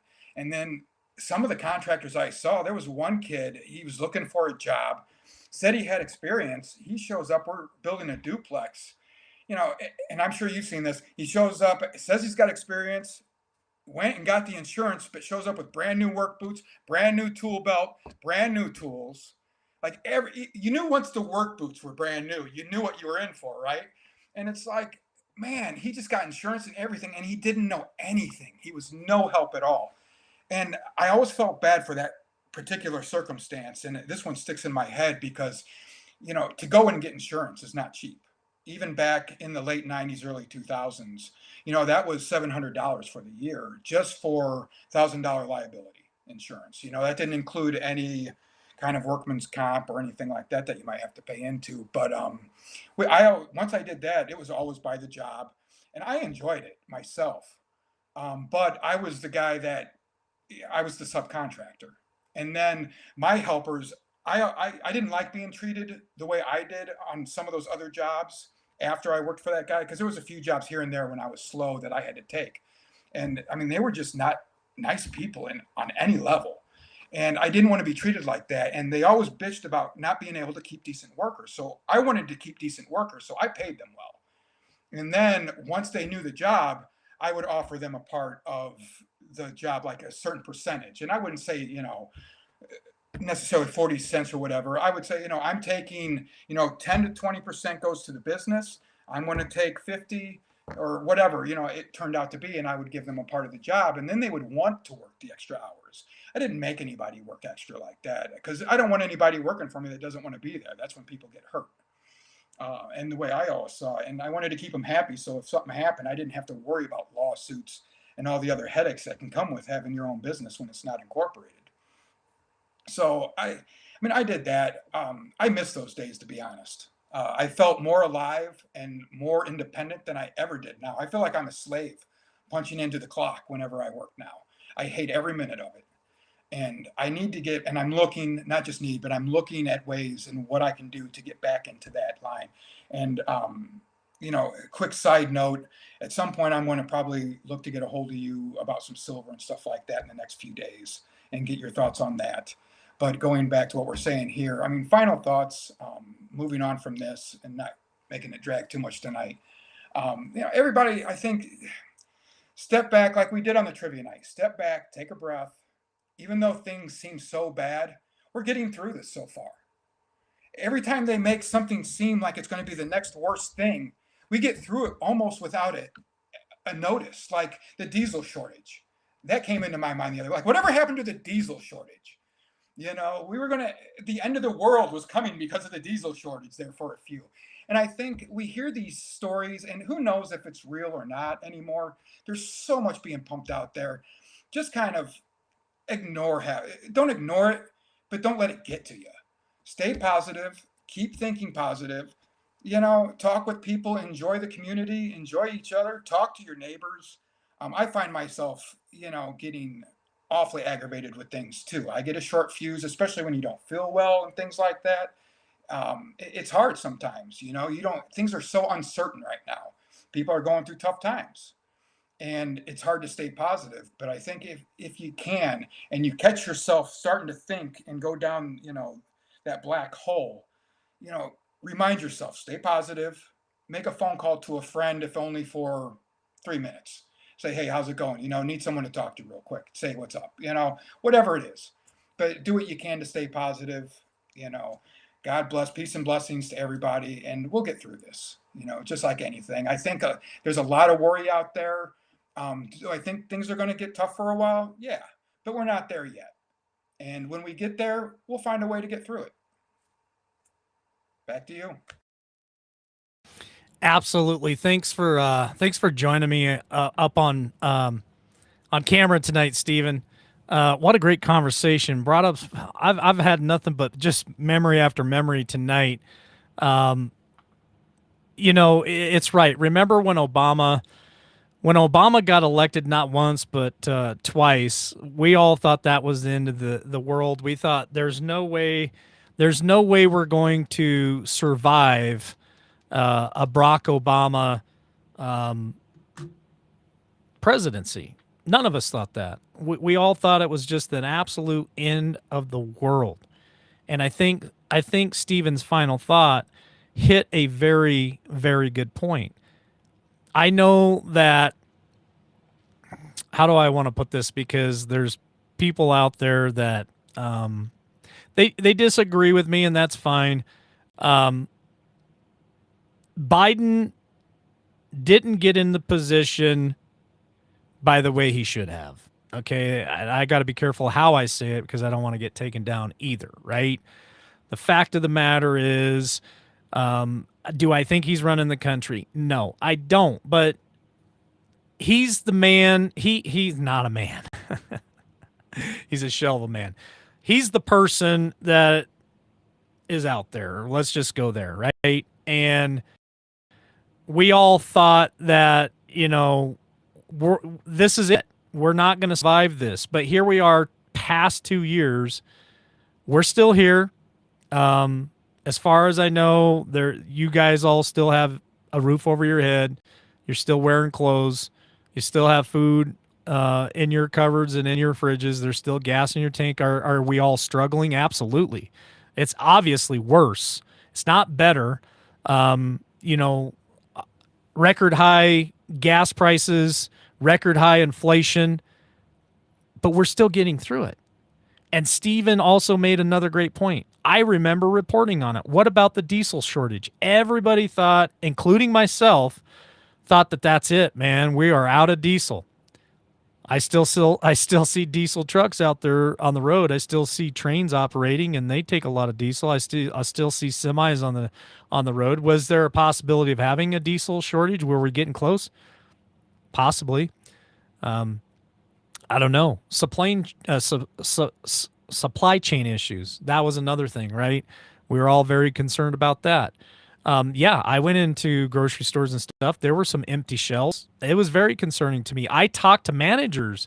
They told me our provider said that we are not getting any more of this product. They don't know when they're going to be able to ship it to us. Has those things changed? The things shifted? Things got a little better? Still the same? I don't know. I'm not really noticing much here where I moved. There are still some empty shelves here and there, but for the most part, I think that we've survived. We still got a couple more years to go for sure. But I think Stephen just made a good point, is even though it sounds gloom and doom, just take a breath, step back a little bit, unplug if you have to, pray about it, keep your faith in God. Don't allow this to drag you down, because as Americans, we will survive. As Americans, we will not falter. As Americans, we will push forward. As Americans, we are going to take this country back. So stay positive out there. I had a wonderful evening with you guys, going down memory lane, reenacting the old call-in button. Honestly, some of the best conversations you can possibly have is on a whim. Now, I've had some great guests, some great conversations with them too, and a lot of good information that we put out. But, I just appreciate your time tonight, everybody. Carlene and Chase, thank you so much for the coffees. I forgot to tell you thank you. I saw them pop up. But thank you so much for the coffee. I appreciate the support. Appreciate you guys calling in tonight. It was a great night. I had a great time. We'll have to do this more often. But I'm going to go ahead and sign off. You guys have a wonderful evening. Here it is, hump day. We are almost through another week in April. This is getting crazy. Time is flying by. That's why I keep trying to remind you guys, hey, one of the most important things is right around the corner. Let's stay focused on what's important and what affects us, not be distracted with all of these shiny objects out there, including my forehead. So love you all. God bless. And we'll catch you on the next one. Hoping for a sincere performance, but open to finding the moment, to finding out where I'm headed now. Looking for a sign of disaster, so I can make it there faster. I'm weighing the consequences out.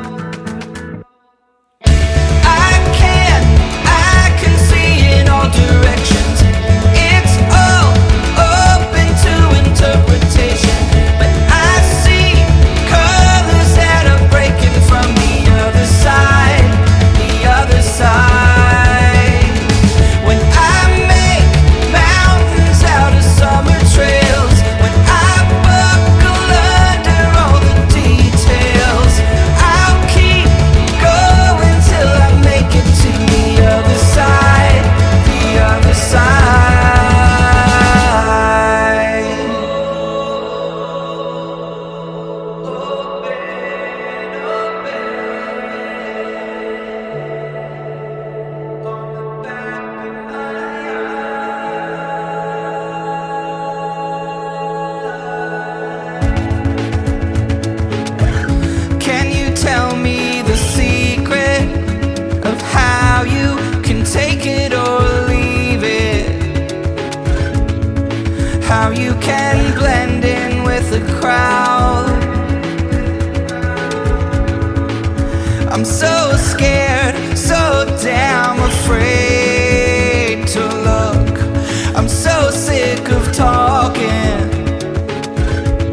I'm wearing the words out, words out. I can see in all directions. It's all open to interpretation, but I see colors that are breaking from the other side, the other side. When I make mountains out of summer trails, when I buckle under all the details, I'll keep going till I make it to the other side, the other side.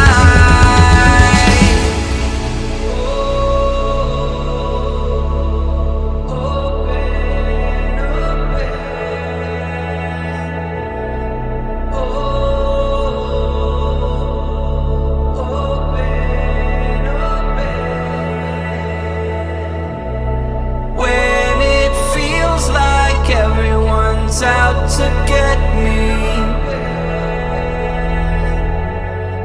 I see the river on the bank.